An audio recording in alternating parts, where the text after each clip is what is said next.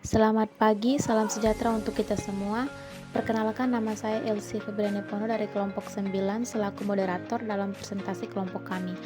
Pada kesempatan ini kami akan mempresentasikan kasus dengan topik layu fusarium pada tanaman tomat di Kecamatan Lawongan Barat.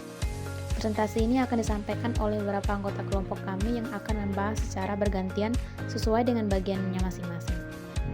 Adapun anggota kelompok kami yaitu yang pertama Arfiani Diaramania Enga, yang kedua Elsie Febriani Pono, yang ketiga Kristina Elsarita Jedia, yang keempat Romana Iramaya PK Nakul, yang kelima Indriani Jemanut, yang keenam Loisa Maria Apriani.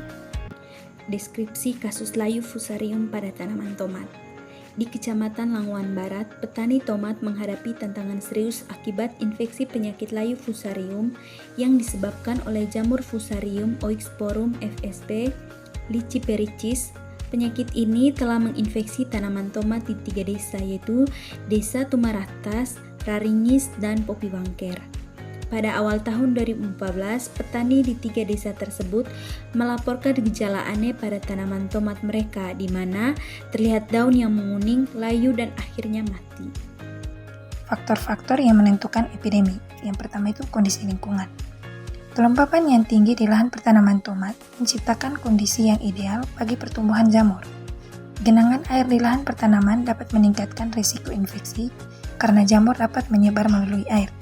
Jadi maksudnya di sini, penyakit pada tanaman tomat ini dia dapat menyebar luas jika lingkungannya dalam keadaan lembab dan banyak genangan air.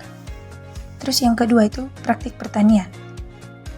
Petani tidak melakukan sanitasi yang memadai terhadap tanaman yang terinfeksi, sehingga sumber inokulum tetap ada.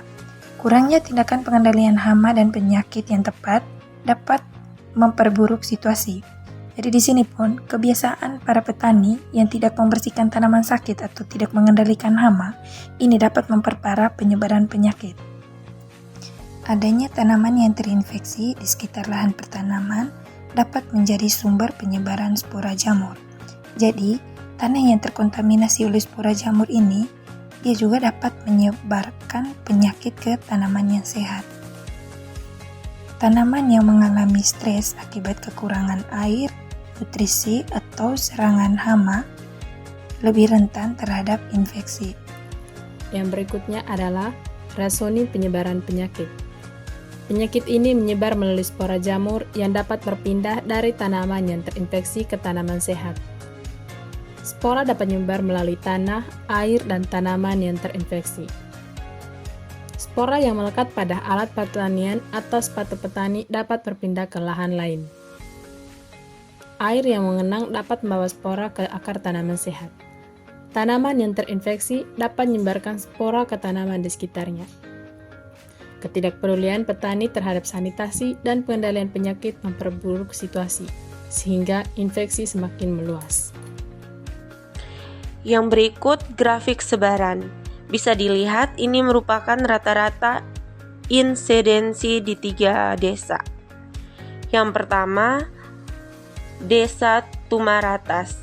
Rata-rata insidensi penyakit layu fusarium adalah 6,16%. Kedua, Raringis. Rata-rata insidensi penyakit layu fusarium adalah 8,66%.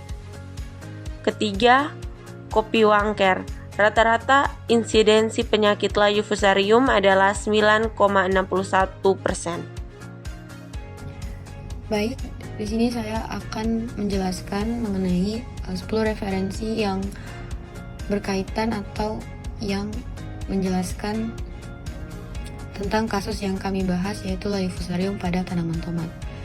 Pada referensi yang pertama, jurnal dengan judul Fusarium Wild of Tomato, A Review of the Disease and Its Management, di mana jurnal ini memberikan tinjauan menyeluruh tentang penyakit layu fusarium pada tomat, termasuk gejala, patogenesis, dan metode pengendalian.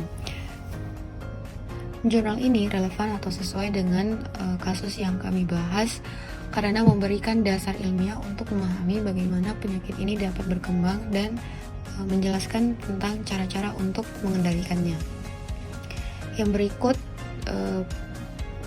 referensi yang kedua yaitu jurnal dengan judul Epidemiology of Fusarium Wild in Tomato Crops, a Case Study. Dalam penelitian ini itu menganalisis epidemiologi penyakit layu fusarium di berbagai lokasi, termasuk faktor-faktor lingkungan yang mempengaruhi penyebarannya.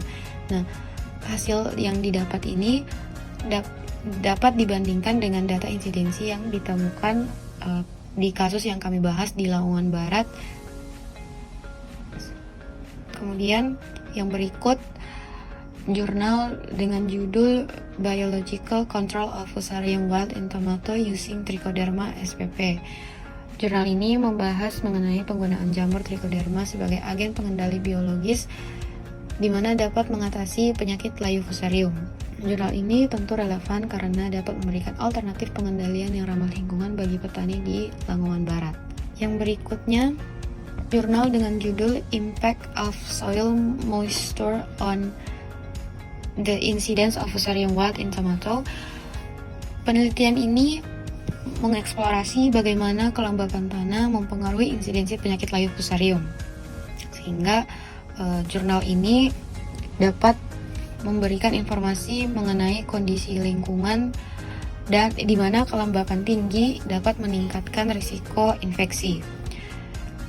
Kemudian yang berikut jurnal dengan judul Genetic Resistance to Fusarium Wild in Tomato, di mana jurnal ini mengulas tentang kemajuan dalam pengembangan varietas tomat yang tahan terhadap penyakit layu fusarium. Kemudian terdapat jurnal dengan judul Integrate Disease Management Strategies for Fusarium Wild in Tomato, di mana ini membahas mengenai strategi pengelolaan penyakit terpadu untuk mengatasi penyakit layu fusarium.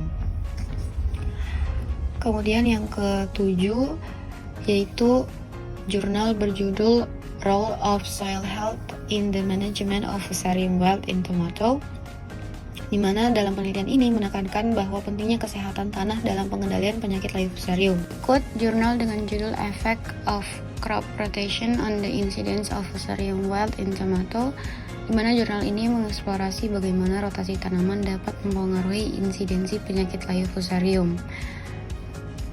Kemudian jurnal dengan judul Molecular Characterization of Fusarium oxysporum Isolates from Tomato, yaitu penelitian yang melakukan karakterisasi molekuler terhadap isolat Fusarium oxysporum dari tanaman tomat.